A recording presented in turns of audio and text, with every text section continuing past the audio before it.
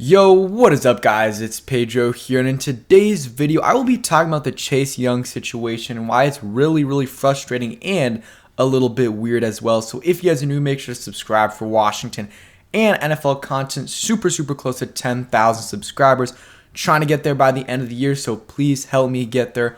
Also hit that like button and turn on that notification bell so you never miss a video. And yes, I know a lot of you guys before even watching the video are going to go in the comments and be like, it's a very serious injury. It takes a while to get back from. And yeah, I get that. I'm more frustrated about just how it's all played out. Not just from reporters, but also the coaches and a little bit Chase Young as well.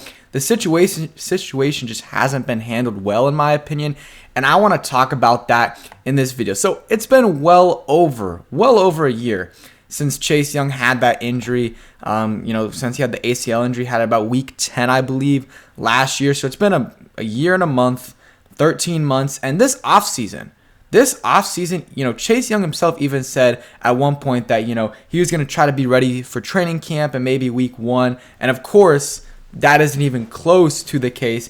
I don't really know if something happened in terms of a setback. Maybe it did, but I'm really going to be talking about the kind of last 8 to 10 weeks and just how it's been. I don't know. The situation's been weird. And so they started his pup practice window about 8 weeks ago. And after they started that, they had 21 days to activate him onto the active roster. And some of the people in the chat are like, oh, I get your point, but, they had to activate him because of the pup, because of the 21-day window. No, that is incorrect. They could have started his 21-day window whenever they wanted to. They could have started his 21-day window.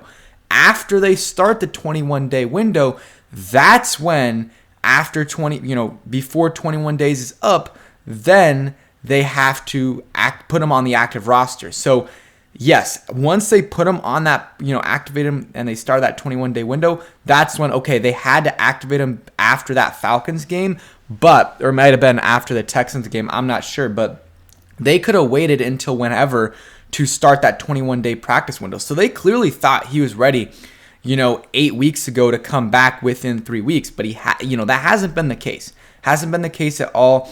And every week for the last, I would say since the Eagles/Texans game, they've been like, okay, he's, a lot of people were optimistic that he would play early on in the week. And then when it comes to like Friday or Saturday before the game, they're like, okay, Chase Young won't play this week, but he's super close and he'll play next week. And that's been every single week. And this is not really from beat reporters, but this is from big time NFL reporters like Adam Schefter, Ian Rappaport. And you look at this, November 15th. So about 5 weeks ago, this is what Adam Schefter says. Sources, Chase Young, blah, blah, blah, is expected to be activated this week to play Sunday in his first game since tearing his ACL and MCL in a game against the Buccaneers last November. A boost for Washington, D. So that was 5 weeks ago. The Adam Schefter reported that Chase Young would be making his debut. That's over a month ago. And then it just keeps on, a couple weeks later, they say the Commanders are downgrading Chase Young to out for today's game due to an illness. Washington had planned to work him out pregame to see if he could play today versus the Falcons, but now he's ruled out. Young's 2022 season debut will now have to wait at least another week, and it just keeps on going on and on and on. So it's really frustrating, and it's not just the reporters but the coaches as well.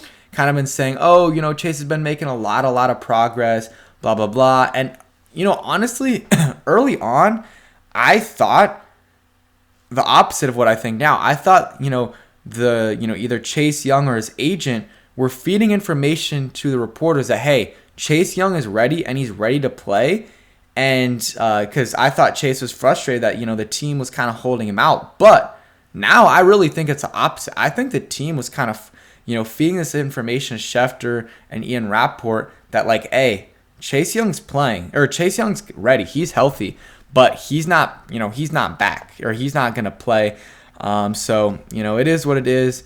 But yeah, I agree with this tweet from Grant Paulson. Team has been thinking he might play since Monday Night Football versus Philadelphia 34 days ago, and now this is one thing that just kind of put me over the edge.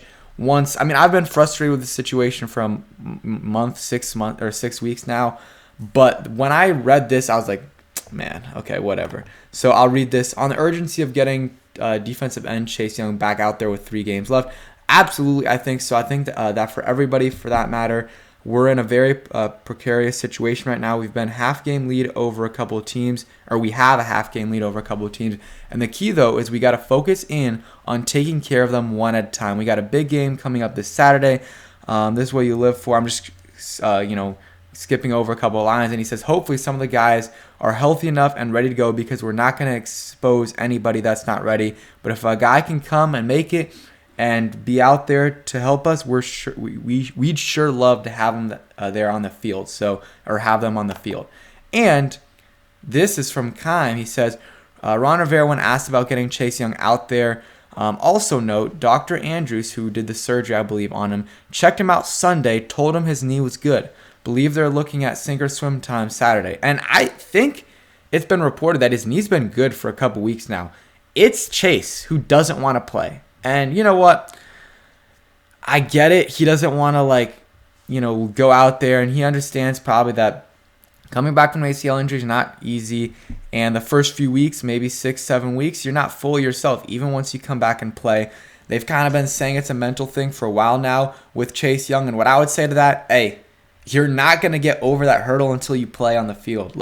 Obviously, I haven't dealt with an injury like that, but, I just don't think, you're going to get better, in terms of mentally better and, for playing just by practicing. I don't think that's going to be the case. Practice might help a little bit, but at a certain point, it's really how you need to actually play. You need to get on the field. You need to take off those training wheels and actually go out there on the bike. I guess that's my analogy. But he's got to go out there and play. And, at this point, there's 3 games left. I don't know what good it does. But, I think it's very concerning if he doesn't play at all this year. And I just wish with this situation, they would just be out, up front about it with us and just be like, okay, 6 weeks ago, we kind of jumped the gun on the practice window. We should have waited a little bit, and, it might be a while until he comes back. But we're going to keep him on the active roster and let him get ready, and we'll bring him back hopefully by the end of the year. That would have been great. Not this guessing game every week. Is he going to play? Is he not going to play? He's been questionable the last 3 weeks, and they've been saying, reporters and, others have been saying that he's going to play, going back 4 or 5 weeks now. So when that's the case, that really, really frustrates me.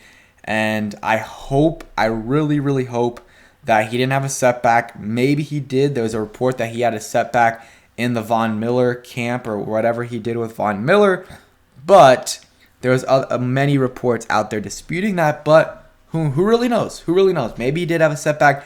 Maybe he didn't. It is a more complicated surgery than a normal ACL. But at the same time, it's been 13 months. It's been 13 months since that injury. And people are going to be like, yeah, it's a different injury than an ACL. It takes a while. And that is totally fine. But when he and others set expectations that he would be back, earlier than that, that's when I kind of just feel a little bit off about it. And reporters that are very, very well trusted, with the Commanders were saying, he's probably going to be back, at the earliest mid-September, but could be, until early October, right? And it's been a while. It's been a while and, still hasn't come back. So I think something had to happen, whether it's, a setback or Chase Young being, just not wanting to be out there because he doesn't think he's going to be able to produce over the last few weeks and wants to look good. I don't know, guys, but something about it, I don't think you can deny. Something about it is just fishy. At least in my opinion, something about it is fishy. It is what it is, and I kind of agree with Grant Paulson. I'm not upset at Chase Young. Only thing he did wrong in all this was suggesting he'd be ready for week 1. But this situation is ridiculous. He's arguably the most important player in the organization moving forward, and people are saying it's fine. We got James Smith-Williams and Casey Joel. Totally agree, and that's kind of it with this situation. We'll see if he plays this week. I don't know. I have no idea. And if he doesn't play, I don't want to see the zoom ins on him on the sideline. Stop showing him. It really, really gets me ticked off. I don't want to see him on the sideline. I don't care if he's on the sideline. Like, that's totally fine. But stop showing him every 3 seconds. He's not playing, okay? And he's healthy. He doesn't want to play. So, or at least that's what it looks like to me. So that's it for today's video. Hope you guys enjoyed. And yeah, peace, guys.